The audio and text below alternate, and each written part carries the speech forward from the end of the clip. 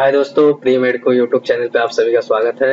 तो जैसा कि आप लोगों को पता है कि हमारे चैनल पे एनटीए टेस्ट पेपर्स के रिवीजन करवाए जा रहे हैं एनटीए टेस्ट सीरीज के नाम से, जिसमें हम लोग 3 से 4 पेपर कवर करने की कोशिश कर रहे हैं। तो आज हम लोग करने वाले हैं पेपर 10 से 13 तक का। चलिए शुरू करते हैं। एनटीए 10 का question number 2। A circuit consists of 3 identical lamp connected to a battery as shown in the figure. When the switch S is closed, जब इसको हम लोग क्या करते हैं, क्लोज कर देते हैं, then the intensities of lamp A and B। तो पूछा है इंटेंसिटी किसके प्रोपोर्शनल होगा, पावर के। तो यहाँ पे लैंप A and B का पूछ रखा है। A and B क्या है, आइडेंटिकल है, और यहाँ पे क्या है, मान लेते हैं V है, और तीनों इनिशियल देखा जाए, यहाँ पे इनिशियल कितना पोटेंशियल आता होगा, V/3 आता होगा सब पे, V/3 इनिशियल। लेकिन इसको क्लोज करने पे ये क्या हो जाता होगा, कैंसिल, फिर कितना आता होगा ये V/2 और V/2। तो हम लोग A की बात कर लेते हैं। यहाँ पे जितना A में होगा, जो भी डिक्रीज है इंक्रीज, उतना ही क्या होगा, B में होगा। तो यहाँ पे हम लोग A और B की बात कर लेते हैं। यहाँ पे पहले A की बात करते हैं। When the switch is the intensity of lamp A and B, तो पहले हम लोग A की बात कर लेते हैं। पावर स्टार्टिंग में क्या होगा, इनिशियल क्या था, V/3 और R² इंटू, यहाँ पे क्या था इसका, इंटू R, यही तो होगा यहाँ पे, क्योंकि पावर इक्वल टू क्या होता है, I²R। तो इनिशियल की अगर बात करते हैं तो इनिशियल करंट कितनी होगी यहाँ पे, V/3R, total potential upon total resistance, ये हो गया। तो ये P इनिशियल हो गया। P फाइनल की बात करते हो तो क्या आएगा यहाँ पे, खाली V/2R इंटू R, यही तो होगा। इसका रेजिस्टेंस R ले लेते हैं सबका, तो ये हो जाएगा हमारे पास। तो हमें यही रेशियो पूछा है यहाँ पे। तो रेशियो कितना हो जाएगा यहाँ पे, इसको कैलकुलेट करेंगे तो 1/9, और ये क्या आएगा 1/4। तो P फाइनल, क्योंकि यहाँ पे क्या पूछा है, आफ्टर स्विच जब क्लोज करते हैं, मतलब P final upon P initial. तो यहाँ पे P final upon P initial करेंगे, P initial upon P final क्या आएगा यहाँ पे 4/9, तो ये क्या आएगा 9/4। तो ये वैल्यू क्या आ रही है, P फाइनल क्या आ रही है यहाँ पे, मोर देन ट्वाइस, तो will increase by more than 2 times. कौन सा ऑप्शन है, सी ऑप्शन। क्वेश्चन नंबर 3 है एनटीए 10 का। When shunt of 4 ohm is attached to galvanometer, the deflection in the galvanometer is reduced to 1/5। तो यहाँ पे हमारा गैल्वेनोमीटर था, और इसके शंट कहाँ लगाते हैं, पैरेलल में 4 ओम का लगा दिया गया। तो यहाँ पे जब हम लगा रहे हैं इस पे, तो जो 1/5 आ रहा है डिफ्लेक्शन किसके प्रोपोर्शनल होता है, आई के प्रोपोर्शनल होता है यहाँ पे डिफ्लेक्शन 1/5। तो इसमें कितना जा रहा होगा 4/5, और फिर क्या कहा है, If an additional shunt of 2 ohm is also connected, उसके बाद हम लोग शंट हमेशा क्या लगता है, पैरेलल। तो 4 ओम के पैरेलल एक और क्या लगा दिए, 2 ओम का एक और लगा दिया हम लोगों ने रेजिस्टेंस। तो यहाँ पे अपना गैल्वेनोमीटर है। फिर पूछा है यहाँ पे the deflection of galvanometer reduced to, फिर यहाँ पे हमें जो I' की वैल्यू आ रही है, मान लेते हैं I' आ रही है, वो कितनी होगी। तो यहाँ पे I' अगर आ रही है, टोटल करंट I थी, तो ये कितनी आएगी, I माइनस I'। तो हमें ये I' की वैल्यू निकालने की, I' कितना होगा। तो I' कितना होगा कैलकुलेट कर लेंगे। तो यहाँ पे हो जाएगा पोटेंशियल क्या होना है, सेम। तो I' into G equal to I minus I' into, ये रेजिस्टेंस कितना हो जाएगा नेट, 4 और 2 का, 2 4 और 2 प्लस 4, 8/6, मतलब 4/3 आ रहा है यहाँ पे, 4/3। अब अगर I' निकालना है तो उससे पहले क्या पता होना चाहिए, G पता होना चाहिए यहाँ पे, G या I तो हमको यहाँ पे भी नहीं पता है कि I कितना है, लेकिन हम G निकाल सकते हैं। G यहाँ से आ जाएगा 1/5 into G equal to 4/5 into 4। तो यहाँ से आ जाएगा G इक्वल टू 16 ओम, रख देंगे यहाँ पे value. I' equal to I' into 16 is equal to, यहाँ पे I' into 16 equal to I minus I' 4/3, ये कैंसिल हो जाएगा 4 टाइम्स। यहाँ पे आएगा 4I' equal to I minus I'/3। तो ये टोटल आ रहा है 12I' equal to I minus I'। अब इसको कैलकुलेट कर लेंगे यहाँ से। तो यहाँ से देखा जाए तो I' कितना आएगा, यहाँ पे I' चले 13 I', तो यहाँ पे जो भी आ रहा है अपना 13 I' इक्वल टू क्या आ रहा है यहाँ पे I। तो यहाँ पे I' कितना आ रहा है, I' इक्वल टू I क्या आ रहा है यहाँ पे 13 आ रहा है। मतलब I का पहले कितना था, 1/5 था, अब कितना हो गया 1/13। तो क्या हो गया यहाँ पे, बी ऑप्शन हो गया 1/13 of Y initial. The figure shows a network in which the cell is ideal and it has a EMF E, the potential difference across the resistance। तो यहाँ पे इसके अक्रॉस पोटेंशियल या इसके अक्रॉस पूछे या टोटल के अक्रॉस, क्या है सेम है यहाँ पे। तो हम लोग क्या करेंगे यहाँ पे E अगर यहाँ पे, तो यहाँ पे कैसे बटेगा वोल्ट, ये पूरा सिस्टम हम इसका निकाल लेते, यही क्या होगा इसके अक्रॉस पोटेंशियल। तो इसके अक्रॉस किस में बटेगा, यहाँ पे सीरीज में हो जाएंगे ये दोनों सिस्टम। तो यहाँ पे जो भी बटेगा हमारा पोटेंशियल R के रेशियो में R1 और R1 रेशियो R2, तो ये कितना हो जाएगा R रेशियो या R2 कितना हो जाएगा यहाँ पे, अभी हमने पहले भी निकाला है 4 2 और 4 प्लस 2 4/3 आया था ये। तो यहाँ पे देखा जाए तो 4/3R, या हम लोग सीधा सीधा कह सकते हैं 3:4 के रेशियो में यहाँ पे पोटेंशियल बटेगा अपना। तो यहाँ पे 3 और यहाँ पे 4 ये रेशियो में अपना बटेगा। टोटल कितना है E है, तो इसका पोटेंशियल कितना हो जाएगा 4E/7। 3 4 क्या हो जाएगा 7, रख देंगे यहाँ पे 4E/7 आ रहा है, यहाँ पे सीधा सीधा आंसर बी ऑप्शन हो जाएगा। A point charge Q is placed at the corner of the square plate of side A and the flux through the square plate।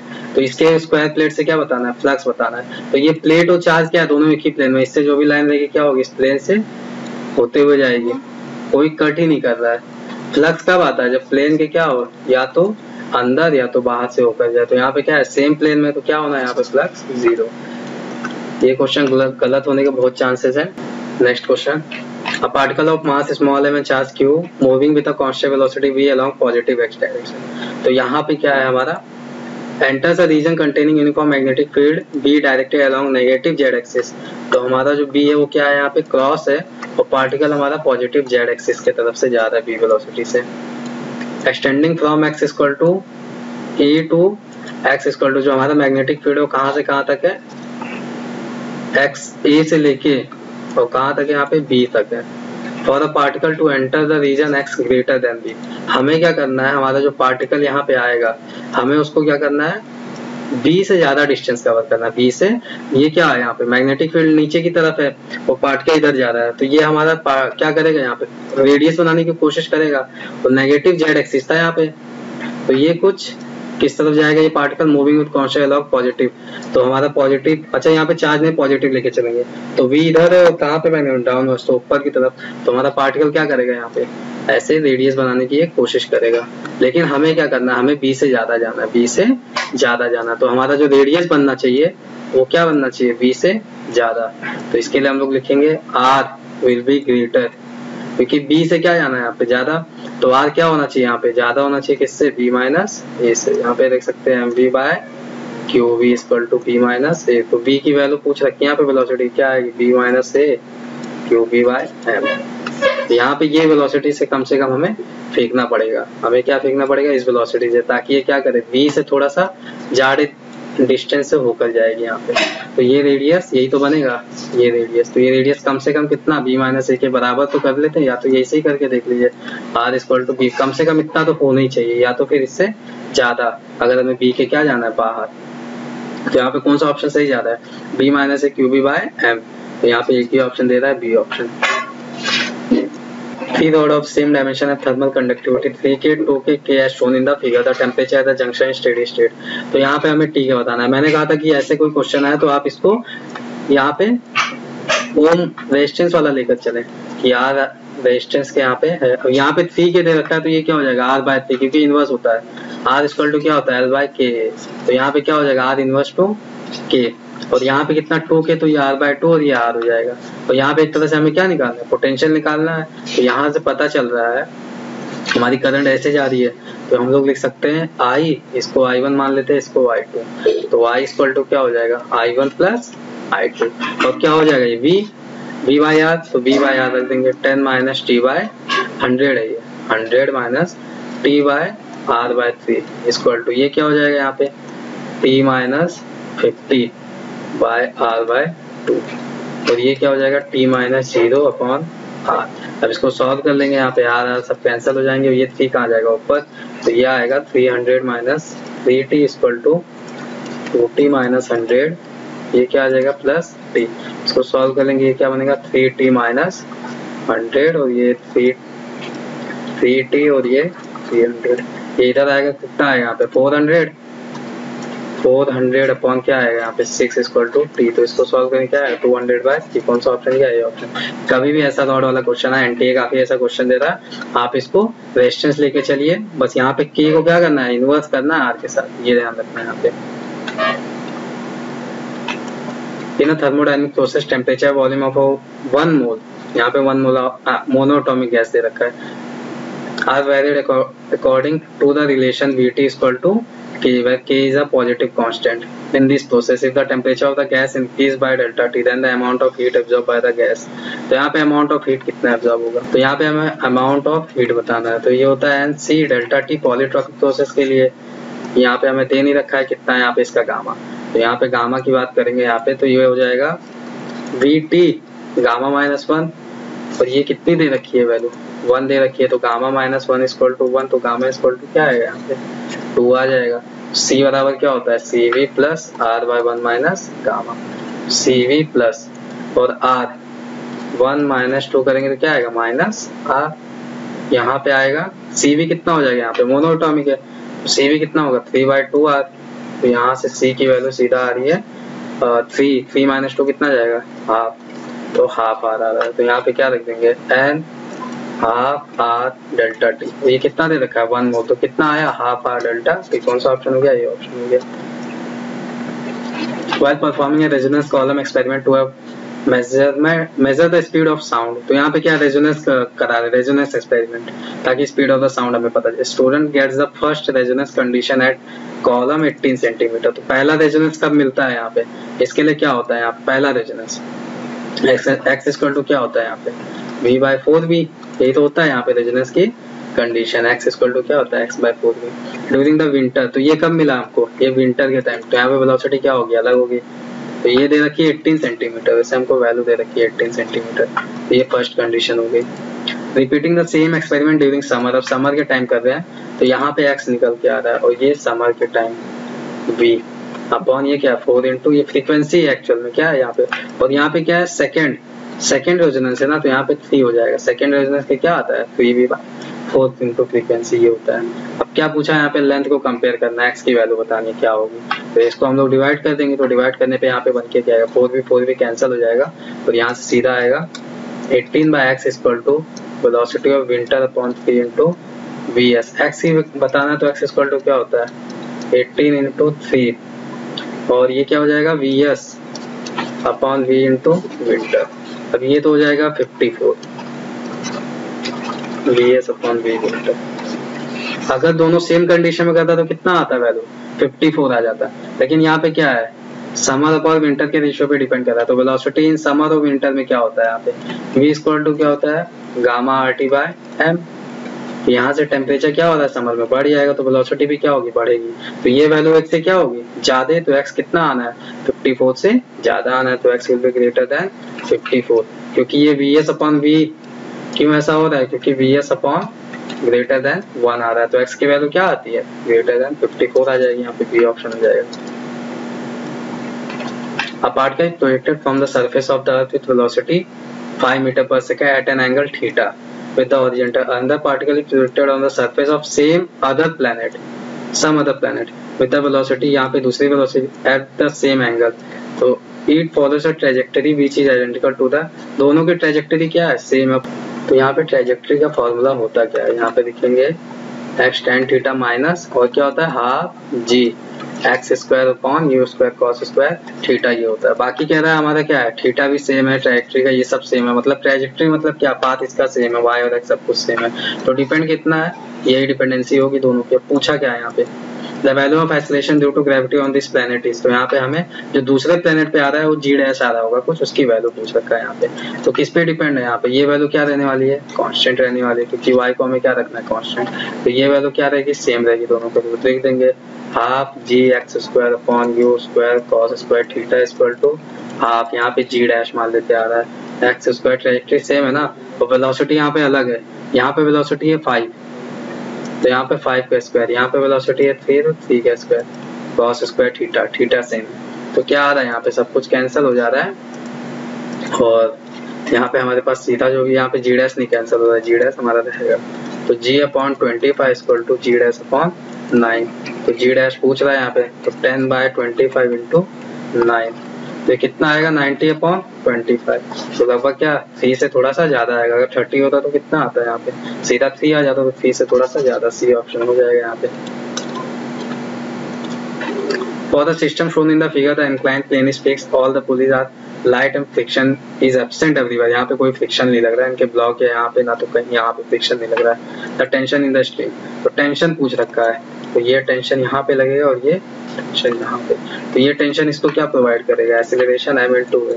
तो अगर हमें यहाँ पे सीधा एक्सेलरेशन पता चल जाए, टेंशन निकाल सकते हैं। अब एक्सेलरेशन किसके बराबर होगा यहाँ पे एक्सेलरेशन, तो यहाँ पे जितने भी फोर्स होंगे एक्सटर्नल वाले, तो एक्सटर्नल कौन सा फोर्स लग रहा है यहाँ पे, खाली mg sin थीटा लग रहा है, क्योंकि इसके अलावा तो कोई लग नहीं रहा, ये की सपोर्टिंग फोर्स है mg sin theta.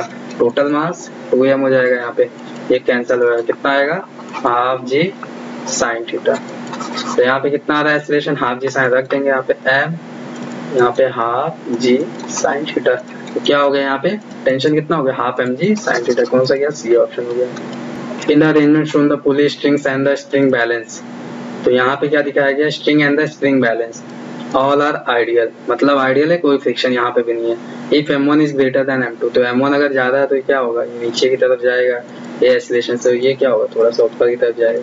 Then the reading of the spring balance, तो स्प्रिंग बैलेंस का तो ये क्या है, जिससे सिंपल है, यहाँ पे टेंशन लगेगा, कितना आएगा टेंशन यहाँ पे पूछ रखा है, जो हमने पढ़ रखा है वो वाली पुली, ये वाली हमने m2 और यहाँ पे m1, ये एक्सीलरेशन से नीचे एक्सीलरेशन, यहाँ पे टेंशन की वैल्यू पूछ रखा है, तो कितना हो जाता है ये 2m1 m2 upon m1 plus m2, simple हो जाएगा। ये कौन सा ऑप्शन जाएगा, डी ऑप्शन हो जाएगा यहाँ पे। A skater of mass small m standing on a ice thrown a stone of mass capital M of capital M, और उसकी वैल्यू कितनी है, twice of small m with velocity 5 metre पर इन हॉरिजॉन्टल डायरेक्शन। कोई skater है जो कि ये आइस पे खड़ा है, ये क्या करता है, स्टोन को थ्रो करता है, ये 5 मीटर पर सेकंड से थ्रो करता है। इसका स्टोन का मास m है, उसका मास 2m है। तो फिर दे रखा है यहाँ पे friction between the skater and the ice, तो यहाँ पे फ्रिक्शन दे रखा है कि ये स्केटर जो है और इसके आइस के बीच में फ्रिक्शन फोर्स है, म्यू की वैल्यू दे रखी है 0.5। The distance covered over which the skater will move, तो ये क्या होगा, जब इधर फेंकेगा तो इसको कहाँ लगेगा, पीछे की तरफ मोमेंटम मिलेगा, तो ये क्या होगा, पीछे की तरफ जाएगा, जिससे फ्रिक्शन फोर्स इधर लगेगा। तो पूछ रहा है कि कितने दूरी के बाद जाके ये रुक जाएगा, तो हमें पहले इसकी वेलोसिटी निकाल लेनी है कि ये वेलोसिटी किस वेलोसिटी जाएगा। तो एंगुलर मोमेंटम क्या रहने वाला है, कंजर्व, यहाँ पे हम लोग लिख सकते हैं m/5, और इसकी वैल्यू कितनी दे रखी है, अच्छा स्टोन की मास 2m दे रखी है, इसकी मास कैपिटल है, स्टोन ऑफ मास कैपिटल है, इसका मास स्मॉल है, उसका मास 2m दे रखा है, तो ये 2m = m/v। तो ये करेंगे तो ये कितना आएगा, m से m कैंसिल हो जाएगा, तो यहाँ पे v = 10 मीटर पर सेकेंड, तो ये कितने से जा रहा है, 10 मीटर पर सेकेंड से इस डायरेक्शन में जाएगा। अब ये कितने दूरी के बाद जाके रुकेगा, तो इसका सीधा सीधा फॉर्मूला क्या होता है, s = v²/2 g, रख देंगे 10 × 10/2.5 × 10 से 10 कैंसिल हो जाएगा, और ये कितना आएगा 1, तो कितना आ रहा है 10 मीटर, कौन सा ऑप्शन हो गया यहाँ पे, सी ऑप्शन हो गया। A ball of mass small m = 0.45 kg attached to the end of the string having length L = 0.5, ये लेंथ भी कितना दे रखा है 0.5 मीटर, और ये कितना दे रखा है 0.5 kg दे रखा है। पूछा है रोटेटर और on A horizontal circular path, ये क्या कर रहा है, हॉरिजॉन्टल सर्कुलर पाथ पे ये रोटेशन कर रहा है ऐसे। The maximum tension that the string can bear is 324 metre, तो ये जो टेंशन की वैल्यू दे रखी है, टेंशन दे रखी है 324 metre. What is maximum possible value of angular velocity, तो ये किस मैक्सिमम एंगुलर वेलोसिटी से घूम सकता है, ये हमसे पूछ रहा है। तो हम लोग इसका इक्वेशन लगा देंगे, यहाँ पे टेंशन है, तो ये अगर थीटा ले लेते हैं, ये रेडियस r, ये रेडियस r और थीटा, तो ये क्या हो जाएगा, टेंशन ये अगर है तो ये क्या हो जाएगा t cos थीटा, और नीचे क्या लगेगा mg, ये टेंशन था अपना। तो यहाँ पे क्या लगेगा t sin थीटा, और ये t sin थीटा ये क्या प्रोवाइड करता है, सेंट्रीपिटल फोर्स m²² × r, तो यहाँ से आ गया t sin theta = m²² × r। इसके स्मॉल आर तो हमको दे नहीं रखी है, लेंथ के फॉर्म में बताना है, एम ओमेगा स्क्वायर आर। तो यहाँ से क्या हो जाएगा साइन थीटा इक्वल टू क्या हो जाएगा आर बाई टी, अरे क्या आर बाई एल, लेंथ के फॉर्म में बताना है ना, ये लेंथ अगर एल है तो ये क्या हो जाएगा L sine theta, L sine theta. तो यहाँ से साइन थीटा कैंसिल हो जाएगा और ओमेगा कितना आ जाएगा root T by L L. अब इसको कैलकुलेट करेंगे, ये कितना आएगा 324 अपॉन मास की वैल्यू 0.5 और इसकी भी वैल्यू कितनी दे रखी है 0.5 और ये हो जाएगा रूट। अब इसको कैलकुलेट कर लेंगे, जो भी आएगा वो क्या हो जाएगा आंसर हो जाएगा। बस यहाँ पे ये बताना था कि ये थीटा को कैसे रिप्लेस करेंगे, इसी वजह से शायद ये क्वेश्चन थोड़ा टफ हो जा रहा है यहाँ पे आके। ठीक है, यहाँ पे ना तो थीटा दे रखा है ना ही रेडियस दे रखा है, इसके अलावा जो क्वेश्चन कभी आया था हमेशा थीटा देता था, तो हमें एक आइडिया रहता था यहाँ पे क्या करना है, लेकिन यहाँ पे थीटा भी नहीं दे रखा है। तो यहाँ पे कौन सा ओमेगा की वैल्यू जो भी आएगी वो आंसर हो जाएगी। अब particle start oscillating simple harmonic from its equilibrium position. तो इक्विलिब्रियम से अगर स्टार्ट कर रहा है तो यहाँ पर क्या होगा ये साइन ओमेगा टी, पहली बात तो ये हो गया इसका डिस्प्लेसमेंट का पूछा गया time period T, the ratio of kinetic and potential of the particle. तो रेशियो ऑफ काइनेटिक और पोटेंशियल पूछ रखा है यहाँ पे। पोटेंशियल क्या होता है सीधा half m omega square into x square, और यहाँ पे काइनेटिक क्या हो जाएगा टोटल माइनस पोटेंशियल कर देंगे, टोटल कितना हो जाएगा हाफ एम ओमेगा स्क्वायर ए स्क्वायर माइनस जो भी यहाँ पे पोटेंशियल आएगा माइनस कर देंगे काइनेटिक आ जाएगा, फिर काइनेटिक अपॉन पोटेंशियल यहाँ पे हम लोग निकालना है। तो यहाँ पे अगर बात करेंगे पहले पोटेंशियल निकालने के लिए हमें एक्स पता होना चाहिए, तो x T equal to T by 12 पे कितना होगा ए साइन ओमेगा की वैल्यू 2 पाई बाई टी और ये कितना होगा टी बाई 12, ये कैंसिल हो जाएगा और 6 मीन्स कितना आ रहा है साइन पाई बाई 6 मतलब कितना 30 डिग्री ना, क्या हो जाएगा ए बाई 2 हो जाएगा। तो यहाँ पे ए बाई 2 रख देंगे, तो ये काइनेटिक एनर्जी कितनी हो जाएगी हाफ एम ओमेगा स्क्वायर ए square minus half m omega square, ये क्या हो जाएगा ए स्क्वायर बाय 4, तो ये कुछ आएगा 3/4 half m omega square into a square, ये हो गया यहाँ पे 3/4 half m omega square into a square. ये काइनेटिक ये हमारी आ गई 3/4 ए स्क्वायर। और यहाँ पे पोटेंशियल कितनी आई है सीधा यहाँ पे half m omega square A square by 4 आ गई। तो यहाँ से क्या होगा ये पूरा पार्ट कैंसिल हो जा रहा है, कितना आ रहा है 3:1 आ जा रहा है यहाँ पे, कौन सा ऑप्शन सी। बस यहाँ पे ये देख लेना कि t equal to T by 12 पे, और ये ध्यान देना कि ये कहाँ से इक्विलिब्रियम पे तब हमने ये लगाया, अगर एक्सट्रीम पोजीशन से क्या था तो यहाँ पे कॉस होता है, ये चीज का ध्यान रखना क्वेश्चन चेंज कर सकता है। 2 block of mass 10 kg and 30 kg are placed along a vertical line.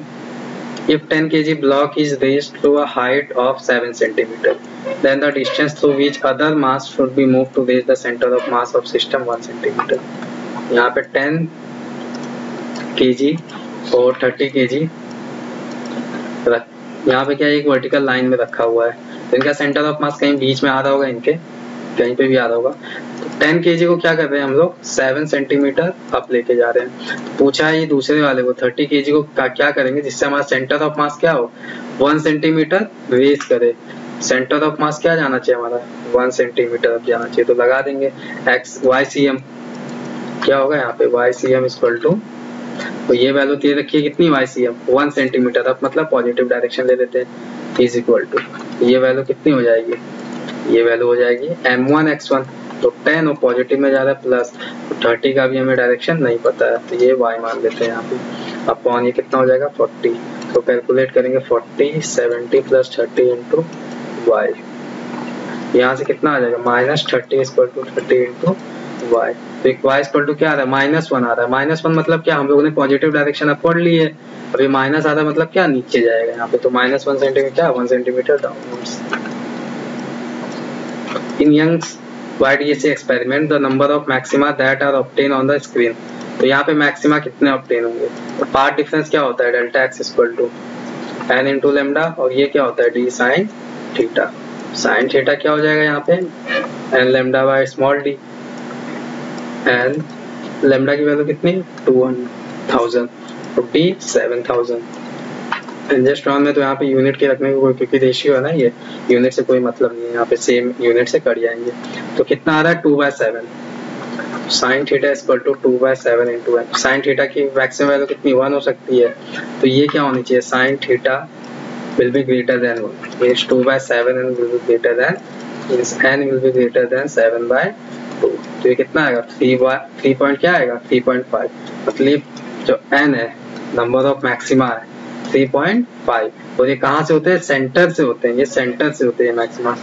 तो 3.5 इसको अगर एक लेंगे तो कितना कम वाला लेंगे ना 3, तो केवल 3 मैक्सिमा बन रहे हैं, 3 मैक्सिमा इधर और 3 मैक्सिमा इधर यहाँ पे, लेकिन यहाँ पे क्या बोला इंक्लूडिंग द सेंटर मैक्सिमा, तो 3 इधर है 3 इधर और एक बीच में सेंटर मैक्सिमा, कितना आएगा 7 हो जाएगा बी ऑप्शन। ये जो हम लोग n लिखते हैं कहाँ से लेते हैं ये मैक्सिमा से लेते हैं यहाँ से, तो 3 इधर बन रहे हैं 3 इधर बन रहे हैं, बीच में क्या आ रहा है 4 आ रहा है, कितना हो जाएगा 7। The figure show a disc of radius 3r, तो यहाँ पे कितना है रेडियस 3r है पूरे डिस्क का, from which a circular hole of radius small capital R is cut as shown in the figure, the distance of the center of mass of the remaining object from point O, point O से हमें जो बचा वाला है पूरा इसमें से एक डिस्क निकाल लिया तो कितना होगा यहाँ पे सेंटर ऑफ मास। तो हम लोग क्या करेंगे यहाँ पे पूरा डिस्क का जितना भी सेंटर ऑफ मास था वो कहाँ पे होगा O पे होगा, और इससे हमने निकाला क्या है यहाँ पे एक डिस्क निकाला है, उसका सेंटर ऑफ मास इसके सेंटर पे होगा, लेकिन हमें कहाँ से बताना है O से, क्या करेंगे यहाँ पे माइनस कर देंगे। अब यहाँ पे करते हैं xcm इक्वल टू, इसका मास कितना है m मान लेते हैं और O से बताना है, तो इसका सेंटर ऑफ मास होगा कहाँ पे O पे ही रहेगा, O से बताना है ना तो O पे ही रहेगा, इसका 0 दे देंगे डिस्टेंस माइनस। अब यहाँ पे क्या है r है, इसका रेडियस कितना है 3r है, तो r का मास कितना होगा, तो 3r स्क्वायर का मास अगर m है तो r स्क्वायर का मास कितना होगा यहाँ पे m/9 होगा ना, यहाँ से r स्क्वायर का मास m/9, तो यहाँ पे आएगा m/9, और इसका सेंटर ऑफ मास O से कहाँ होगा इसके सेंटर पे होगा, मतलब कितने डिस्टेंस पे 2r पे है, कितने पे है ये 2r डिस्टेंस पे है, और ये m/9, इसको कैलकुलेट करेंगे तो क्या आएगा -m/9 into 2r upon 8m/9, ये m/9 क्या होंगे कैंसिल, क्या आ रहा है सिंपल 2r/8 माइनस, तो क्या आ रहा है r -r/4, माइनस साइन ये बता रहा है कि ये जो सेंटर ऑफ मास है अब सेंटर से कहाँ जाएगा O से इस तरफ आएगा माइनस के डायरेक्शन, -r/4 यहाँ कहीं आ जाएगा, तो क्या आ रहा है ये ऑप्शन हो जाएगा यहाँ पे।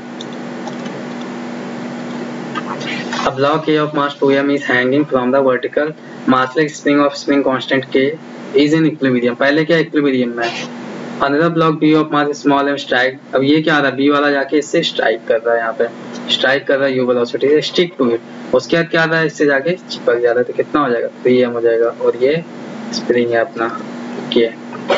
फिर क्या आता है magnitude of the acceleration of the combined system, तो यहाँ पे मैग्नीट्यूड ऑफ एक्सेलरेशन पूछ रखा है, तो यहाँ पे क्या लगेगा 3mg, ये क्या है ये स्प्रिंग है, स्प्रिंग अपना जो फोर्स होता है अचानक से चेंज नहीं कर सकता, उसको टाइम चाहिए, तो ये क्या है स्ट्राइक कर रहा है, तो यहाँ पे क्या लगेगा 3mg लगेगा फोर्स, बट ऊपर ये जो स्प्रिंग फोर्स, ये स्प्रिंग फोर्स कितना होगा, स्प्रिंग फोर्स जो होना है यहाँ पे F इक्वल टू -kx, और ये कितना होगा F जो स्टार्टिंग में था क्योंकि इक्विलिब्रियम में था ना, तो kx इक्वल टू क्या आना है यहाँ पे 2mg, तो स्प्रिंग फोर्स जो लगना है वो कितना लगना है 2mg, तो यहाँ पे एक्सेलरेशन कितना हो जाएगा 3mg minus 2mg upon total mass कितना हो जाएगा 3m, तो यहाँ पे कितना आएगा g/3 आ रहा है एक्सेलरेशन, तो क्या हो जाएगा यहाँ पे कौन सा ऑप्शन बी ऑप्शन हो जाएगा। In a copper rod, if a copper rod is got in a region of a non-uniform magnetic field, then it will align itself, तो यहाँ पे पूछा कॉपर रॉड क्या करेगा, यहाँ पे जिसका फ्री टू मूव है यहाँ पे, तो कॉपर क्या होता है यहाँ पे डायमैग्नेटिक होता है, तो डायमैग्नेटिक क्या करेगा यहाँ पे वीक मैग्नेटिक फील्ड में जाएगा, तो जहाँ पे क्या जाएगा मैग्नेटिक फील्ड इज वीकेस्ट, और यहाँ पे मैग्नेटिक फील्ड इज वीकेस्ट है, ये तो स्ट्रॉन्गेस्ट वाले पे जाएगा। उसके बाद क्या अलोंग जाएगा ही नहीं, अलोंग कभी नहीं जाता है, तो कौन सा ऑप्शन सही चला जाएगा D option, in the direction of the magnetic at a location where the perpendicular to, क्योंकि वहाँ पे मैग्नेटिक फील्ड क्या होनी है यहाँ पे कम होनी है, अगर अलोंग चला गया तो क्या वहाँ पे मैग्नेटिक फील्ड स्ट्रॉन्गेस्ट हो जाती है। ये क्या लिखा है, ये गलत लिखा है, स्टेटमेंट ही गलत है ये, ठीक है, क्योंकि अलोंग द मैग्नेटिक फील्ड क्या होनी है यहाँ पे मैग्नेटिक फील्ड तो स्ट्रांग होना है ना, तो स्टेटमेंट ही गलत लिखा है, कौन सा ऑप्शन है D option. In an AC circuit the resistance R is connected in series with an inductance L, if the phase angle between the voltage and the current is 5 then the value of inducting, तो यहाँ पे तो simple question है, tan π/4 equal to क्या होगा यहाँ पे XL/R हो जाएगा, तो एक्सएल की वैल्यू यहाँ पे क्या 1 हो जाएगा, तो एक्सएल इक्वल टू क्या आ गया यहाँ पे आर हो जाएगा, कौन सा ऑप्शन सी ऑप्शन चला जाएगा। In the circuit shown below the charge on the 60 microfarad, तो यहाँ पे हमें क्या पूछ रखा है चार्ज बताना है, तो यहाँ पे चार्ज कितना होगा, यहाँ पे मान लेते हैं कि हमारा चार्ज कुछ Q1 आ रहा है और टोटल चार्ज जितना भी जाएगा Q, यही डिस्ट्रीब्यूट होगा यहाँ पे Q1, सीरीज में है ना ये Q1, तो यहाँ पे क्या जाएगा Q2। तो Q1 चार्ज कितना होगा, C equal to Q into V, तो Q इक्वल टू क्या होगा, C into V। Q1 charge कितना हो जाएगा, C इंटू V। तो हमें C तो पता है यहाँ पे 60 माइक्रोफैराड है, बस यहाँ पे क्या चाहिए, हमें पोटेंशियल चाहिए कि इसके अक्रॉस पोटेंशियल कितना है। तो इसको हम लोग क्या करेंगे, कैलकुलेट कर लेते हैं। यहाँ पे पोटेंशियल कितना है, यहाँ पे कितना है, ये 30, और इसका नेट निकालेंगे क्या होगा, V टिस्टोन 20 बनेगा, और 60 और 30 क्या है यहाँ पे सीरीज में है। तो सीरीज में क्या कैपेसिटर का कितना होता है, 60 इंटू 30 अपॉन 60 प्लस 30, ये आएगा 1800 अपॉन और 90, ये 0 और कितना 20, तो ये आएगा 20 माइक्रोफैराड। ये 20 माइक्रोफैराड आ गया। और सेम इसका करेंगे तो ये कितना आएगा, 15 और 30 का 15 इंटू 30 अपॉन 45, तो ये 5 2 जा 5 3 जा 3 5 जा 10 माइक्रोफैराड आ रहा है, 10 माइक्रोफैराड। और ये फिर 20 और 10 कितना 30, तो ये कितना रखा है, यहाँ पे भी 30 माइक्रोफैराड है। तो अल्टीमेटली जो 10 वोल्ट है कितना डिवाइड होगा, 5 वोल्ट, और ये भी कितना आएगा 5 वोल्ट। तो ये टोटल के क्रॉस कितना है, 5 वोल्ट है यहाँ पे। और हमें क्या देखा है यहाँ पे, टोटल के क्रॉस ये कितना आ गया है 20 माइक्रोफैराड। तो यहाँ पे हम लोग देख सकते हैं 20 माइक्रोफैराड, सॉरी यहाँ पे हम लोग चार्ज लिख सकते हैं पहले, Q equal to 20 microfarad into कितना 5 वोल्ट, तो क्या आ गया 100 माइक्रोकूलम। तो क्या हो जाएगा यहाँ पे Q1 है ना, ये Q1 कितना होगा, दोनों के लिए सेम होगा ना, तो हम टोटल के लिए निकाल दिए। ये 6 और 30 का कितना आया ना 20, तो हमने रख दिया 20 माइक्रोफैराड इंटू कितना वोल्ट आया है टोटल 5 वोल्ट, तो कितना 100 माइक्रो, तो कौन सा बी ऑप्शन हो गया। In a uniform electric field, a point charge of mass small m and a charge q is released from rest. If there are no other forces acting on a particle, then which of the following graph correctly show the dependence of particle speed? यहाँ पे simple है कि charge q है, मास m है, और क्या हो रहा है यहाँ पे स्पीड v से आ रहा है इलेक्ट्रिक फील्ड में ऑन द डिस्टेंस ट्रेवल। तो यहाँ पे स्पीड v और डिस्टेंस का बताना है यहाँ पे। तो यहाँ पे सिंपल है कि इलेक्ट्रिक फील्ड अगर है तो यहाँ पे जो भी इसकी काइनेटिक एनर्जी होगी क्या होगी, यहाँ पे इलेक्ट्रिकल फोर्स में कन्वर्ट होगी, QE इंटू एक्स। ठीक है, इलेक्ट्रिक फील्ड की वजह से वर्क डन, तो फोर्स इंटू डिस्प्लेसमेंट। तो V और x में रिलेशन, तो V स्क्वायर क्या है यहाँ पे, directly proportional to x। Electric field से ऐसा रिलेटेड जितने भी क्वेश्चन है सब आपको ध्यान में रखना होगा ताकि हमारे क्वेश्चन जल्दी हो सके। तो यहाँ से कौन सा बनेगा यहाँ पे graph, V square directly proportional x की तरफ जाना चाहिए, कौन सा ऑप्शन हो गया यहाँ पे, B option. A body is projected up with velocity equal to, velocity दे रखी है, where capital M is the mass of the earth and R is the radius of the maximum distance it reaches from the center of the earth। तो यहाँ से पूछा है कि maximum distance centre of the earth से ही बताना है। हम लोग क्या लेते हैं हमेशा सरफेस ऑफ द अर्थ से ये डिस्टेंस को h मानते हैं, लेकिन तो हम लोग क्या लिखते हैं यहाँ पे potential G/m/r plus h, r plus क्या सेंटर, लेकिन अब हमें h नहीं, यहाँ से नहीं, हमें सीधा सीधा यही दे रखा है h, तो हम ये पूरी वैल्यू ही h रखेंगे। हम क्या रख देंगे, पूरी वैल्यू h रखेंगे, बस यहाँ पे इस चीज का ध्यान रखना, यहीं पे गलती हो सकती है। तो करते हैं यहाँ पे, तो यहाँ पे क्या होगा, यहाँ पे टोटल एनर्जी क्या रहने वाला है सेम, तो पहले किनेटिक थी half capital M V square, V मतलब 9 इंटू G/m/8r, ये हो गया। तो सरफेस पे तो minus G/m into m upon यहाँ पे क्या हो जाएगा r सरफेस पे है ना, इक्वल टू काइनेटिक फाइनल क्या होनी है 0, तो पोटेंशियल क्या रहेगी माइनस G/m/h। अब ये क्योंकि मैंने r प्लस h हम लोग लिखते हैं जनरली, लेकिन वो h क्या होती है सरफेस से, और ये हमें टोटल बताना r प्लस h, तो हमने इसी को h मान लिया है, h बताना है यहाँ पे।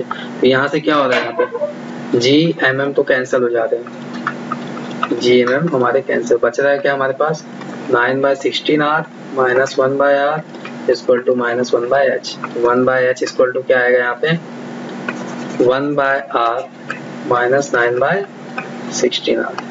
इसको कैलकुलेट करेंगे तो 16 माइनस 9 तो क्या आएगा 7/16r, तो 1/h, तो h इक्वल टू क्या 16r/7। कौन सा ऑप्शन जा रहा है यहाँ पे B, बस यहीं पे गलती होनी है। यहाँ पे r प्लस h करके कैलकुलेशन लंबा हो सकता है अगर आपने यहाँ पे r प्लस h किया, लेकिन हमें क्या देखा है, हमें सरफेस पूरा सेंटर से ही बताना है, तो हम पूरा h मान के चलेंगे यहाँ पे। In an isobaric process, heat is supplied to monatomic ideal gas. The fraction of heat that goes into mechanical work. पूछा है फ्रैक्शन ऑफ हीट बताओ जो मैकेनिकल वर्क में गया हो, तो हमें क्या W/Q का रेशियो, W क्या होता है NR डेल्टा T और ये क्या होता है यहाँ पे आइसोबारिक प्रोसेस में क्या होगा NCP डेल्टा T, ये कैंसिल हो जाएगा, आएगा क्या R/Cp। और क्या दे रखा है यहाँ पे मोनोटॉमी, मोनोटॉमी के लिए Cp की वैल्यू क्या होती है R/5/2R, तो कैंसिल हो जाएगा, कितना आएगा 2/5, 2/5। बस ये क्वेश्चन जब भी आता है ये क्वेश्चन गलत होता है, सब लोग Q/W लगाते हैं, ये क्वेश्चन हमेशा गलत होता है। बस यहाँ पे ध्यान रखना क्या है, the fraction of heat, heat का कितना पार्ट क्या मैकेनिकल वर्क में जा रहा है, WYP पूछा है। A spherical black body with radius 12 centimeter radiate 450 watt power दे रखा है यहाँ पे। If the radius is half, radius क्या कर रहे हैं हाफ और टेम्परेचर को double, then the power dissipated, तो क्या होता है H equal to A sigma T पे पावर 4, यही होता है। तो यहाँ पे क्या कर रहा है रेडियस के फॉर्म में, तो रेडियस क्या होगा R² और क्या टेम्परेचर पे पावर 4। रेडियस को क्या कर रहे हैं हाफ, अगर इसको हाफ करेंगे तो ये कितना होगा 1/4, और टेम्परेचर को क्या कर रहे हैं डबल, तो ये कितना होगा 16 टाइम्स। ये कितने टाइम जा रहा है 4 टाइम, तो कितना हो जाएगा पावर 4 टाइम्स बढ़ जाएगा। ये कितना है 450 है, तो इसका 4 टाइम्स कितना हो जाएगा 2 टाइम 900, उसका डबल करेंगे तो कितना 1800, ये ऑप्शन हो जाएगा। पूरा सॉल्व करने की यहाँ पे जरूरत नहीं है, प्रोपोर्शनल से लेकर चले आप।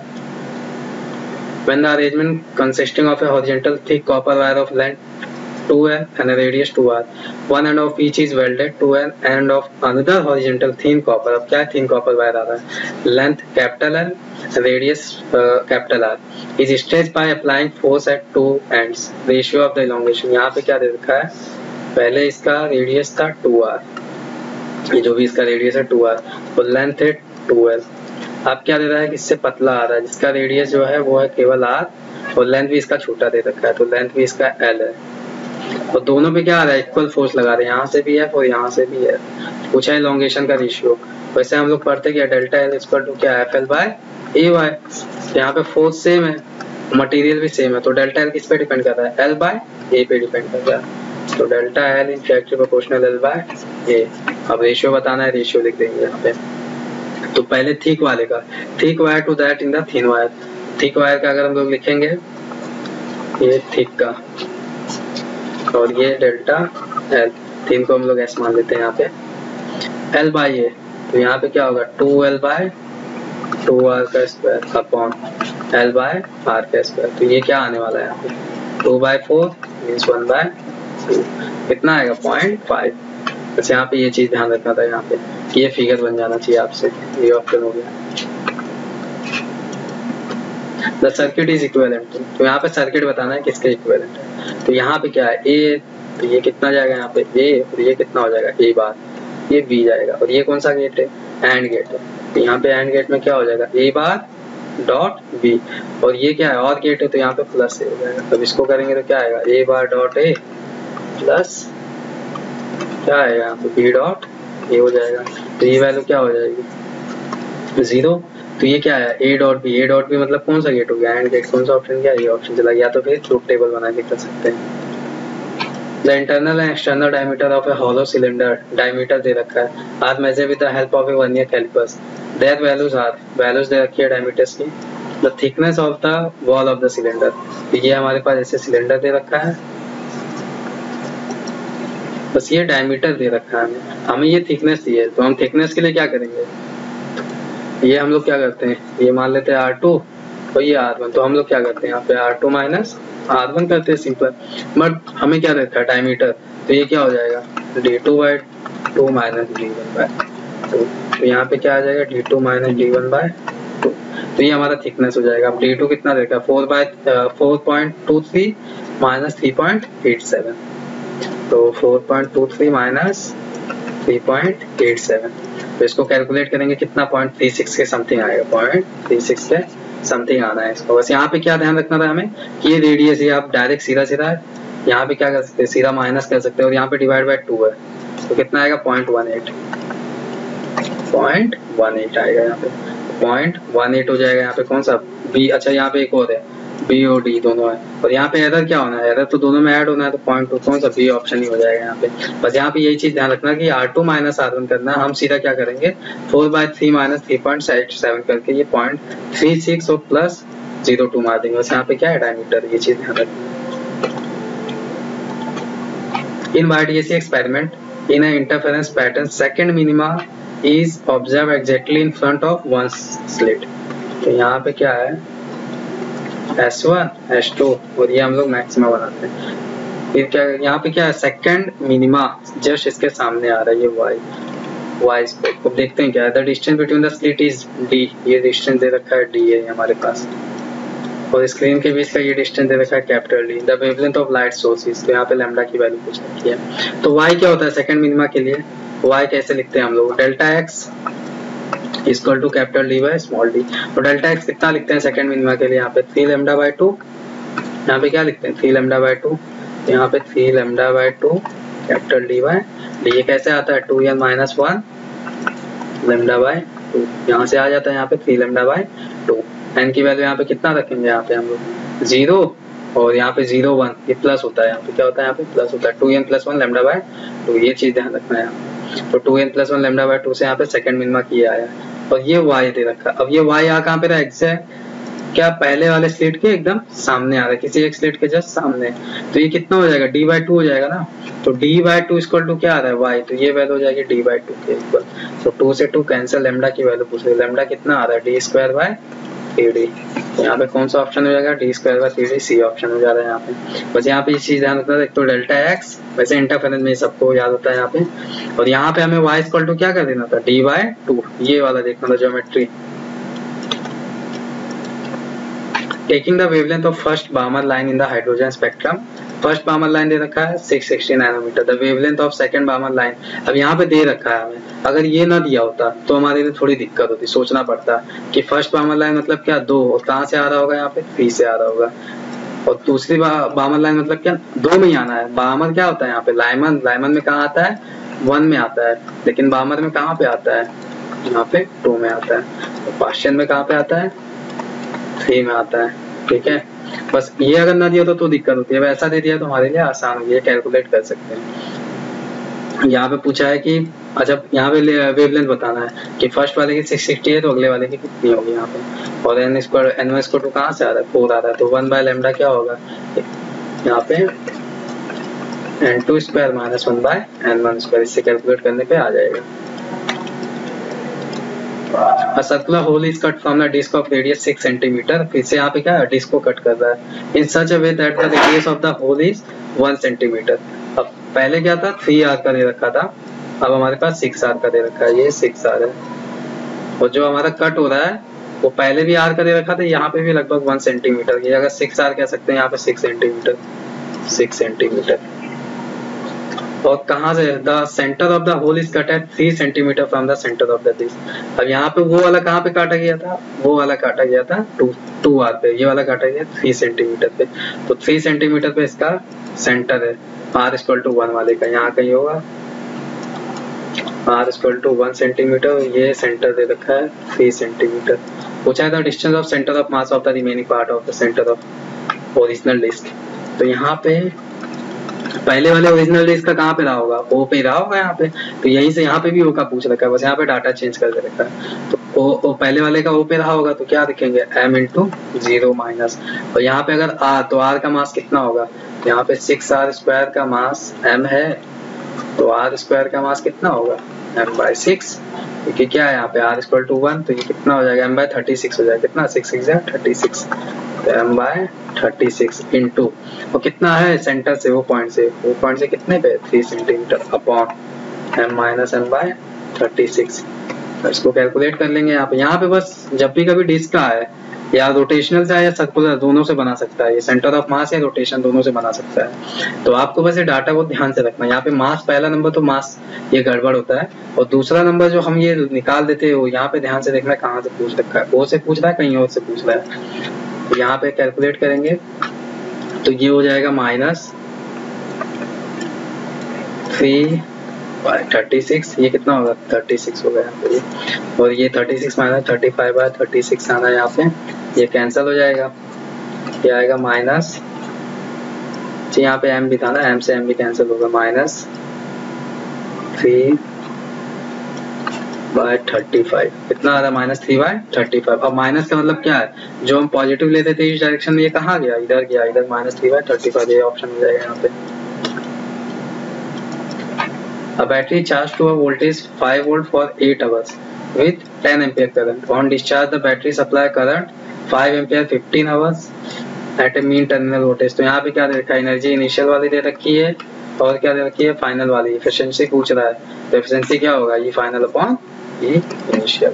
यहाँ पे रख देंगे 15 इंटू 8 और क्या हो जाएगा 10, और ये कितना हो जाएगा 5 इंटू 15। अच्छा यहाँ पे VIT होता है ना, यहाँ पे एनर्जी VIT हो जाएगा, तो यहाँ पे 5 इंटू 15 इंटू 14, इसको कैलकुलेट कर देंगे यहाँ पे 16/14, तो यहाँ पे आएगा 8/7। ये कितना आ रहा है, लगभग 87 के आसपास कुछ आ रहा था। यहाँ पे सी ऑप्शन हो जाएगा। बस यहाँ पे ये ध्यान रखना है कि यहाँ पे एनर्जी आउटपुट ऑन इनपुट लगाना है। एफिशिएंसी पूछ रखा है। There is a unknown quantity x equal to r by L upon 100 minus L। Here L is a length measuring using a scale having least count। least count दे रखा है, जो भी length में जो भी हम मेजर करेंगे उसका least count कितना है, यहाँ पे 1 सेंटीमीटर। अगर कोई भी चीज हमें लेंथ में दिखेगी तो वहां पे हमें least count 1 सेंटीमीटर यूज करना है। R is a quantity known accurately, मतलब कांस्टेंट है जिसका वैल्यू हमें पता है। Find the percentage error in a measurement of x। तो परसेंटेज x में बताना है delta x by x into 100 किसके बराबर होगा, पहले तो ऊपर L है तो डेल्टा L बाय L। ये वैल्यू क्या है, कांस्टेंट है, इसका वैल्यू हमें नोन है, यहाँ पे लिख दिया एक्यूरेटली नोन है यहाँ पे। तो delta L by L plus, अब ये जो है 100 माइनस L, इसको छोड़ मत देना, ये एक अलग से कोई वैल्यू होगी, इसको मान लेते हैं L डैश है, तो इसका क्या लिखेंगे delta L dash upon delta, अरे delta L dash upon L, ये कोई एक अलग वैल्यू अपने आप में। तो यहाँ पे क्या, जो भी लेंथ का यहाँ पे मेजर करना है 1 सेंटीमीटर, ये कितना है 50 प्लस, यहाँ पे 50 के लिए निकालना भी है। यहाँ पे डेल्टा, ये भी क्या है लेंथ ही ना, ये भी, तो इसके लिए भी 1 ही रखेंगे, जहाँ कहीं भी लेंथ दिखेगा 1। और यहाँ पे 100 माइनस 50 करेंगे कितना आएगा 50, तो ये क्या हो जाएगा इंटू 100, ये इंटू 100 था। बस इसको कैलकुलेट कर देंगे यहाँ पे 2/50 इंटू 100, तो ये क्या आएगा 50, 2 जा कितना आ रहा है यहाँ पे 4%। बस यहाँ पे ये डाटा जो है 100 माइनस L ऐसा पेपर में आ सकता है, तो इसको नेगलेक्ट मत कर देना। ये एक अलग से कोई डाटा दे रखा है लेंथ का, तो कितना आ रहा है 4%, डी ऑप्शन हो जाएगा। Two heat engine are operating in such a way that the heat rejected by the first engine is used as heat input of the second। तो दो इंजन है, जो पहला इंजन जो हीट रिजेक्ट कर रहा है वो दूसरे के लिए इनपुट का काम कर रहा है। Both the engine are 40% efficient then the overall efficiency of the system. मान लेते हैं जो हमारे पास पहला इंजन था, यहाँ पे जो पहला इंजन था वो मान लेते हैं Q1 हीट ले रहा है, तो बाहर Q2 निकाल रहा है। तो दूसरा जो इंजन है वो इसका Q2 क्या ले रहा है अपने, और मान लेते हैं Q3 निकाल रहा है। तो इसकी एफिशिएंसी कितनी होगी, इसकी एफिशिएंसी की अगर मैं बात करता हूँ तो इसकी एफिशिएंसी लिख सकते हैं eta equal to 1 minus Q2 by Q1। और इसकी एफिशिएंसी की अगर मैं बात करूंगा, ये ईटा 1 ईटा 2 मान लेते हैं, 1 माइनस इसके लिए क्या है इंटरनल Q2 और एक्सटर्नल क्या है यहाँ पे Q3 है। Q3 नेगलेक्ट कर रहा है, ले रहा है Q2। अब हमें क्या कह रहा है कि पूरा बताना है यहाँ पे ओवरऑल, मतलब Q1 लेने से Q3 अगर नेगलेक्ट कर रहा है, Q1 लेके क्या कर रहा है Q3 नेगलेक्ट कर रहा है, तो इसकी एफिशिएंसी क्या लिखेंगे यहाँ पे 1 माइनस Q3 बाय Q1। तो हमें एक्चुअल में चाहिए क्या, हमें चाहिए यहाँ पे Q3 की वैल्यू चाहिए, क्योंकि Q1 क्या है यहाँ पे Q3 की या Q1 की किसी की एक वैल्यू चाहिए, Q1 Q3 के टर्म में ऐसा कुछ वैल्यू हमें चाहिए यहाँ पे। तो हम लोग क्या करेंगे, यहाँ से देख लेते हैं, यहाँ से हमें बस यहाँ पे कैलकुलेशन थोड़ा सा करना है। तो यहाँ से आएगा हमारा Q2 बाय Q1, क्योंकि Q3 यहाँ पे और Q2 है, तो हम यहाँ से Q2 की वैल्यू उठा के यहाँ पे पुट कर देते हैं, जिससे हमारा क्या आ जाएगा Q1 और Q3 में रिलेशन आ जाएगा। यहाँ पे Q1 और Q3 में रिलेशन, तो यहाँ पे 40% दे रखा है, ये भी कितना है 40%, मतलब ये दोनों क्या होंगे आपस में। तो हमें क्या चाहिए, ओवरऑल एफिशिएंसी चाहिए यहाँ पे। ओवरऑल एफिशिएंसी मतलब Q3 बाय Q1, मतलब Q3 और Q1 में कुछ रिलेशन चाहिए। तो हम लोग ये देख सकते हैं यहाँ पे Q2 डिफर कर रहा है ना, तो Q2 को रिप्लेस करते हैं, पहले वाले में लगाएंगे यहाँ पे एफिशिएंसी ईटा, इसके लिए दे रखा है 0.5। तो यहाँ से Q2 बाय Q1 क्या आएगा, सीधा सीधा इसको करेंगे 1 माइनस 0.4, 40% ना 0.4, तो क्या आएगा 0.6। तो Q2 की वैल्यू कितनी आ रही है 0.6, Q1 आ रही है। अब क्या कर देंगे, यहाँ पे पुट कर देंगे Q2 की वैल्यू, तो ये आएगा यहाँ से same condition Q3 equal to क्या आएगा 0.6 Q2, बट हमें Q3 और Q1 में चाहिए, तो इसको क्या 0.6 इंटू 0.6 Q1 लिख सकते हैं ना, तो ये कितना हो जाएगा 0.36 Q1 हो गया यहाँ पे। अब हमारे पास क्या Q3 भी पता है, Q1 में रिलेशन पता है, यहाँ पे रख देंगे, यहाँ पे उठा के वैल्यू क्या हो जाएगा, यहाँ पे value 1 minus Q3 equal to कितना है 0.36 Q1 0.36 अपॉन Q1 कैंसिल हो जाएगा। कितना आ रहा है ये 0.64 मतलब कितना परसेंटेज। अच्छा परसेंटेज नहीं पूछा, सीधा यहाँ पे वैल्यू बोलो कितना 0.64 आ जाएगा। यहाँ पे कौन सा ऑप्शन हो गया, यहाँ पे ए ऑप्शन हो जाएगा। For a particle of mass small m executing SHM with angular frequency omega, the kinetic energy K is given by, तो kinetic energy का equation दे रखा है। The equation of a displacement can be, तो displacement का equation होता क्या है यहाँ पे, A sin ओमेगा t। अब इसके लिए हमें क्या पता होना चाहिए, यहाँ पे एम्पलीट्यूड पता होना चाहिए, और एम्पलीट्यूड क्या है ये मैक्सिमम, मतलब जहाँ पे काइनेटिक एनर्जी क्या होनी है यहाँ पे मैक्सिमम होनी है। तो काइनेटिक एनर्जी मैक्सिमम होगी कितनी यहाँ पे, के नॉट की वैल्यू यहाँ पे, क्योंकि मैक्सिमम कब होगी जब यहाँ पे वैल्यू क्या होनी है 1, तो यहाँ पे के नॉट मैक्सिमम वैल्यू होगी किसके वैल्यू, काइनेटिक एनर्जी मैक्सिमम कितना होती है half m omega square into a square total energy के बराबर होगी। क्योंकि अगर हमें डिस्प्लेसमेंट जो x equal to a sine omega t, उससे पहले क्या एम्पलीट्यूड चाहिए, और एम्पलीट्यूड पे काइनेटिक एनर्जी क्या होती है मैक्सिमम होती है, तो हमें मैक्सिमम काइनेटिक एनर्जी का फॉर्मूला हमने रख दिया। अब यहाँ से क्या आएगा एम्पलीट्यूड आ जाएगा, क्या आएगा यहाँ पे 2k/m ओमेगा स्क्वायर, और क्या आएगा 1/2 पुट कर देंगे यहाँ पे वैल्यू उठा के 2k/m ओमेगा स्क्वायर 1/2 और क्या हो जाएगा साइन ओमेगा टी। तो क्या हो गया डिस्प्लेसमेंट का इक्वेशन आ गया 2k/m ओमेगा स्क्वायर। अच्छा यहाँ पे क्या था के नॉट था ना, ये के नॉट, क्योंकि मैक्सिमम वैल्यू क्या होगी जब k इक्वल टू के नॉट, जब cos स्क्वायर ओमेगा टी की वैल्यू क्या होनी है यहाँ पे 1 होनी है। तो यहाँ पे हमारा कौन सा ऑप्शन जाएगा 2k नॉट है, तो यहाँ पे 2k not upon m omega square है, कौन सा बी ऑप्शन चला जाएगा। यहाँ पे ओमेगा है खाली, ध्यान रखना। A vessel contains oil, density दे रखा है ओवर मर्क्यूरी, तो क्या है यहाँ पे मर्क्यूरी के ऊपर ऑयल है। Homogeneous sphere float with half of its volume immerse in mercury, half volume इसका कहाँ पे मर्क्यूरी में, तो v/2 इसका मर्क्यूरी में, and the other half is immerse in oil, और उसके बाद अगला जो इसका हाफ है वो कहाँ पे ऑयल में है, v/2 इज ऑयल में यहाँ पे। The density of the material of the sphere, तो यहाँ पे पूछा है कि बताना है हमें डेंसिटी कितना है यहाँ पे, तो यहाँ पे आधा इसमें आधा इसमें, तो यहाँ पे डेंसिटी क्या हो जाएगी यहाँ पे देखते हैं। ये हमारे पास मान लेते हैं स्फीयर था, और ये आधा क्या है यहाँ पे ऑयल में इमर्स है, और आधा हमारा मर्क्यूरी में इमर्स है। ये तो लिखा है homogeneous sphere flowed with a half of its volume immersed in mercury and the other half is immersed in oil। तो ये ऑयल हो गया, ये मर्क्यूरी हो गया, ऑयल मर्क्यूरी से क्या है ऊपर है, यहाँ पे v/2 यहाँ पे v/2। तो बैलेंस से मतलब क्या है mg क्या कर रहा है यहाँ पे बैलेंस कर रहा है दोनों को, इसका वजह से बायनेंसी फोर्स आएगा f ऑफ बायनेंसी ऑयल और मर्क्यूरी की वजह से क्या है ये बैलेंस है आपस में, तो बैलेंस कर देना यहाँ पे क्या हो जाएगा यहाँ पे mg इक्वल टू बायनेंसी फोर्स क्या होगा यहाँ पे ऑयल की डेंसिटी कितनी दे रखी है, ऑयल की डेंसिटी 0.8, वॉल्यूम कितना है v/2 इंटू जी, प्लस ये कितना दे रखा है 13.6 यहाँ पे होगा 13.6 इंटू v/2 इंटू जी।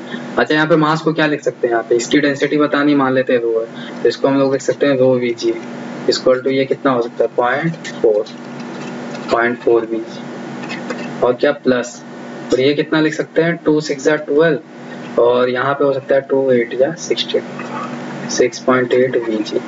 यहाँ से क्या हो जाएगा सब कैंसिल हो जा रहे हैं, तो वो कितना आएगा यहाँ पे 6.8 प्लस 0.4 ये आएगा 7.2 आएगा, कौन सा ऑप्शन हो जाएगा अपना सी ऑप्शन हो जाएगा 7.2। Uniform disc of mass 300 kg is rotating freely about a vertical axis through its center at a constant angular velocity omega.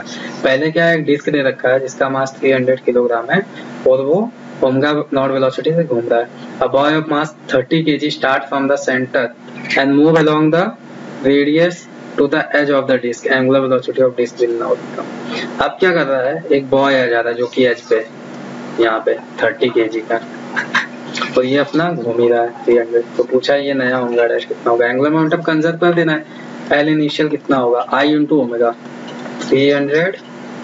अच्छा डिस्क है ना तो क्या हो जाएगा mr²/2, रेडियस r मान लेते हैं r²/2 और ओमेगा नॉट, फाइनल कितना हो जाएगा 300 r²/2 प्लस बॉय का भी आएगा ना आपस में 30 kg का रेडियस के लॉन्ग घूम रहा है 30 r², और ये कितना हो जाएगा ओमेगा डैश। तो ओमेगा डैश की वैल्यू बतानी सॉल्व कर लेते हैं इसको, ये आएगा 150, तो 150 आर स्क्वायर ओमेगा नॉट, और ये कितना आएगा 150 प्लस 30 कितना हो जाएगा यहाँ पे 180 आर स्क्वायर ओमेगा डैश। तो यहाँ पे दोनों क्या करना है, बराबर कर देना। तो 150 R square omega not equal to 180 R square omega, ये आर स्क्वायर कैंसिल हो जाएगा और यहाँ से कितना 0 0, और ये कितना आएगा 3 5 जा 316 3 6 जा।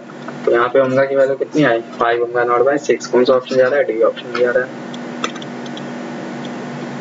Work done by static friction of an object, तो मे भी पॉजिटिव, मस्ट भी नेगेटिव, मस्ट भी जीरो, नन ऑफ द। तो कभी भी मे और मस्ट का आया तो यहाँ पे जनरली तो ऑप्शन मे वाला जाता है, लेकिन यहाँ पे नन ऑफ दिस भी है, तो यहाँ पे हम लोग चेक करेंगे स्टैटिक फ्रिक्शन की वजह से वर्क डन कैसा होता है। वैसे तो हम लोग जानते हैं कोई ब्लॉक है, अगर उस पर फ्रिक्शन फोर्स लग रहा है तो हम फोर्स लगाते हैं, फ्रिक्शन फोर्स पीछे तो हमेशा कैसा करता है, नेगेटिव वर्क डन करता है।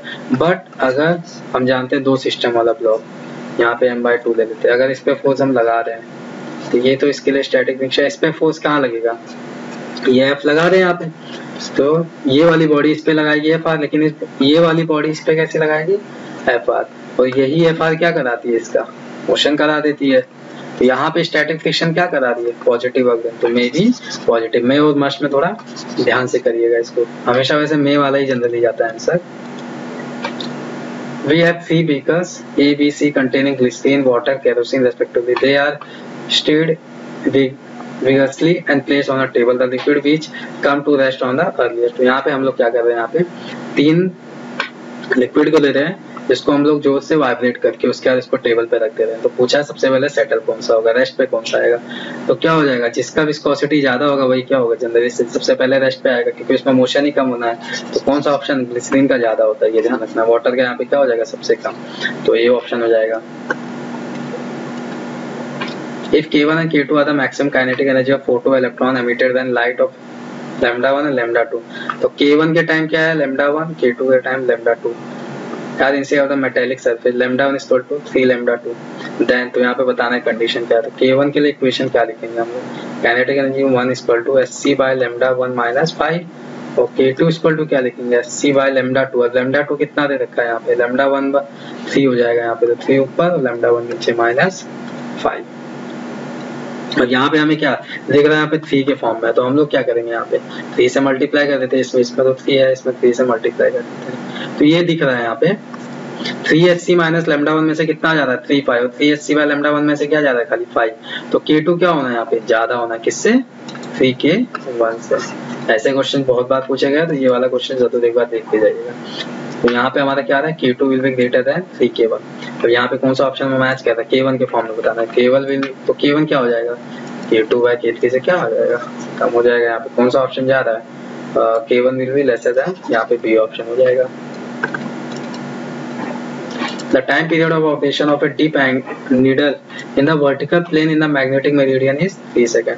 तो मैग्नेटिक मेरिडियन में कितना आ रहा है यहाँ पे 3 सेकंड, मतलब टोटल यहाँ पे मैग्नेटिक मेरिडियन में कहते हैं बी में। When the same magnetic needle is made to vibrate in the horizontal plane, अब किस में आ रहा है, खाली हॉरिजॉन्टल प्लेन में। तो टाइम पीरियड कितना आ रहा है 3/√2 second. That the angle of dip, तो थीटा की वैल्यू बतानी है। तो आसान क्वेश्चन है, बस यहाँ पे ध्यान रखना था। मैग्नेटिक मेरिडियन क्या, बी। यहाँ पे क्या है, डीप एंगल वर्टिकल प्लेन, ये प्लेन में है, लेकिन यहाँ पे वर्टिकल एंगल मत लगा दीजिएगा, क्योंकि यहाँ पे दे रखा है, यहाँ पे दे रखा है हॉरिजॉन्टल प्लेन। तो यहाँ पे क्या है, यहाँ पे vertical plane in the magnetic meridian. तो ये क्या है, पूरा पूरा नेट है, यहाँ पे बी है। तो हम लोग क्या जानते हैं, time period equal to 2π/I/mb।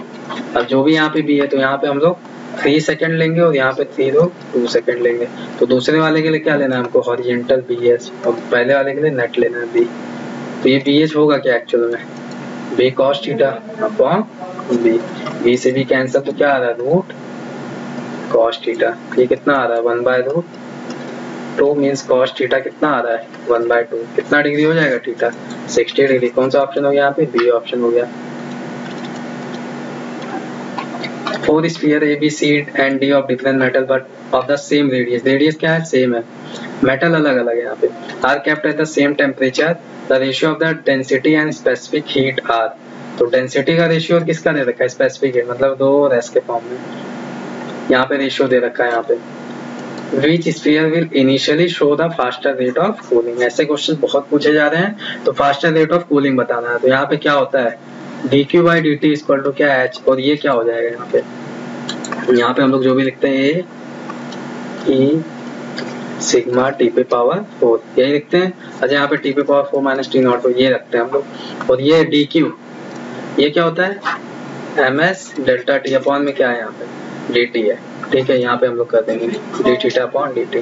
तो यहाँ पे हमें ये बताना है कि किसके लिए क्या होगा फास्टर रेट ऑफ कूलिंग, मतलब किसके लिए क्या होना है यहाँ पे ज्यादा होना है। तो यहाँ पे ये सब तो वैल्यू क्या दे रखी है यहाँ पे रेडियस सेम दे रखा है, ये सब वैल्यू क्या दे रखी है यहाँ पे सेम दे रखा है। तो हम लोग कहाँ पे आएंगे सीधा D Q by D T, ये तो यहाँ पे कांस्टेंट है मतलब ये पूरी वैल्यू कांस्टेंट है। M S D theta by D T equal to क्या होना है यहाँ पे कांस्टेंट होना है।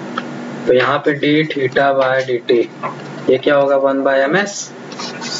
और यहाँ पे मास तो दे नहीं रखा है लेकिन हमें दे क्या रखा है यहाँ पे डेंसिटी। तो डेंसिटी के टर्म में क्या लिखेंगे density equal to mass upon volume. और वॉल्यूम क्या होता है आर क्यूब के प्रोपोर्शनल, ये क्या देखा है same means density directly proportional क्या है यहाँ पे मास। तो D theta by D T 1 by rho into S. अब ये वैल्यू ज्यादा कब होगी जिसका ये दोनों मल्टीप्लिकेशन क्या होना चाहिए कम। देख लेते हैं किसका कम है यहाँ पे दोनों का मल्टीप्लिकेशन। पहले वाले का देखते हैं 2 3 जा कितना होना है यहाँ पे पहले वाले में 2 3 जा 6 आएगा, दूसरे वाले में कितना आएगा 3 6 जा कितना आना है यहाँ पे 18 और ये 5 2 जा 10 और 4 1 जा 4। तो किसमें कम आ रहा है यहाँ पे जिसमें कम आएगा वो वैल्यू क्या होगी ये ज्यादा होगी डी थीटा मतलब फास्टर रेट ऑफ कूलिंग। तो क्या हो रहा है ये वैल्यू कम आ रही है 4। कौन सा ऑप्शन होगा यहाँ पे डी ऑप्शन हो जाएगा। An earthquake generates both transverse wave भी जनरेट कर रहा है लॉन्गिट्यूडनल। तो यहाँ से ये भी क्वेश्चन हमें याद रख लेना चाहिए कि कभी पूछ सकता है कि अर्थक्वेक कौन सी वेव जनरेट कर रही है। In the speed of S wave means transverse wave is about 6 kilometre per second, that of P wave is 9 kilometre per second. यहाँ से ये भी पता चल रहा है लॉन्गिट्यूडनल वेव की स्पीड क्या होती है ट्रांसवर्स से ज्यादा होती है। अ seismograph records P and S wave from the earthquake. The first P wave arrives in 5 minutes before the first S wave. The epicenter of the earth is located. तो यहाँ पे कोई एपिसेंटर होगा वहां पे जो हमें रिकॉर्ड कर रहा है। पहले कौन सा वेव आ रहा है हमारे पास P वेव और उसके 5 मिनट बाद कौन सा आ रहा है S wave means TP minus TS equal to क्या दे रखा है 5 मिनट्स। और यहाँ पे सेकंड में दे रखा है तो हम लोग क्या करेंगे इसको सेकंड में चेंज। अब TP कितना होगा वेलोसिटी इक्वल टू क्या डिस्टेंस अपॉन टाइम। और डिस्टेंस क्या दोनों के लिए कॉमन है, डिस्टेंस क्या है दोनों के लिए कॉमन है ना। तो यहाँ पे हम लोग लिख सकते हैं time equal to L by V। तो L बाई BP मीन्स यहाँ पे कितना वेलोसिटी दे रखा है P का यहाँ पे 9 minus L by 6 equal to 5 into 60। तो यहाँ से अगर कैलकुलेट इसको करेंगे इसको हम लोग पूरा कैलकुलेट करने पे तो ये 6L minus 9L equal to 5 into 60 into 9 into 6। यहाँ से हमें L की वैल्यू निकल के आएगी यहाँ पे 5400 किलोमीटर आ रही थी शायद। यहाँ पे इसको कैलकुलेट करनी बस यहाँ पे ये चीज ध्यान रखना था। यहाँ पे हमें यहाँ पे जब ट्रांसवर्स वेव और पी वेव क्योंकि नया क्वेश्चन था एक तरह से यहाँ पे ट्रांसफर वेव पी वेव। तो ट्रांसवर्स की स्पीड क्या है यहाँ पे कम है, पी वेव की स्पीड क्या है ज्यादा है। A ball of small m approaches a wall of capital M जो क्या बहुत बड़ा है wall with speed 2 metre per second along the normal to the wall। तो यहाँ पे क्या है वॉल है इसका मास कैपिटल M जो कि काफी बड़ा है और यहाँ पे बॉल आ रहा है हमारा स्मॉल m। इसकी स्पीड दे रखी है 2 मीटर पर सेकेंड, ये नॉर्मल आ रहा है इसके वॉल के। The speed of wall is 1 metre per second towards the wall. इसकी भी स्पीड दे रखी है वॉल की 1 metre per second. The speed of the ball after N elastic collision with the wall. अब क्या कर रहा है कोलिजन करने के बाद में पूछा है ये किस स्पीड से जाएगा। अच्छा वॉल क्या होगा वॉल क्योंकि बड़ा है ना तो ये अपने स्पीड से चलता रहेगा, यहाँ पे कोई फर्क नहीं आने वाला है। तो हम लोग क्या करेंगे यहाँ पे यही पूछा है कि इसकी स्पीड बताओ। तो इलास्टिक कोलिजन है तो इक्वल टू मैंने क्या कहा था V फाइनल रिलेटिव। तो फाइनल रिलेटिव क्या आ रहा है यहाँ पे दोनों सेम डायरेक्शन में। तो क्या करना है हमें फर्स्ट टू सेकंड रिलेटिव लगा देना है। तो दोनों सेम डायरेक्शन को क्या करना है यहाँ पे हमें माइनस कर देना है। तो V माइनस 1 कौन सा डायरेक्शन में आएगा यहाँ पे माइनस डायरेक्शन में आएगा। और इसको क्या करेंगे ये पहला रिलेटिव टू दूसरा यहाँ पे भी करना है। तो यहाँ पे क्या आएगा 2 माइनस इंटू माइनस 1 मतलब 3 आना है यहाँ पे। तो इसको सॉल्व करेंगे तो माइनस से ये माइनस साइन कैंसिल हो जाएगा और ई इक्वल टू क्या है 1 तो 3 इक्वल टू V माइनस 1 तो V इक्वल टू क्या आएगा 4 मीटर पर सेकंड। और क्या हमने डायरेक्शन कहाँ लिया है नेगेटिव तो मतलब अवे फ्रॉम ऑल मतलब हमारा पॉजिटिव आ रहा है। वैल्यू कैसे आ रही है पॉजिटिव मतलब हमने सही डायरेक्शन ले रखा है यहाँ पे 4 मीटर पर second away from the ball. बस यहाँ पे ई लगाने के लिए मैंने कहा था minus final relative upon initial relative. आप लोग सेपरेशन की बात यहाँ पे छोड़िए, आप v relative upon u relative लगेगा, बस 1 to 2 अगर लगा रहे हैं तो ये भी 1 to 2 ही लगाना है। तो यहाँ पे क्या आ रहा है हमारा इस तरह से, थर्ड ऑप्शन हो जा रहा है। Identify the operation perform by the circuit given below. तो यहाँ पे हमें क्या बताना है, इसका नेट बताना है कि कौन सा गेट बनेगा। तो ये एक्चुअल में किसके तरह बिहेव करता है, नॉट गेट की तरह। यहाँ पे क्या आएगा ए बार, और यहाँ पे क्या आएगा बी बार। यहाँ पे क्या है, यहाँ पे नॉट गेट है, तो ए बार प्लस बी बार पे क्या आएगा होल बार। इसको कैलकुलेट करेंगे क्या आएगा, ए बार डॉट बी बार पे बाद क्या आएगा, ए डॉट बी, बाद नहीं आएगा, यहाँ पे ए डॉट बी आ जाएगा सिंपल। तो कौन सा गेट है, बार बार आपस में क्या हो जाएगा कैंसिल, तो कौन सा गेट यहाँ पे आ जाएगा, ए डॉट बी, मतलब कौन सा गेट है, एंड गेट हो जाएगा।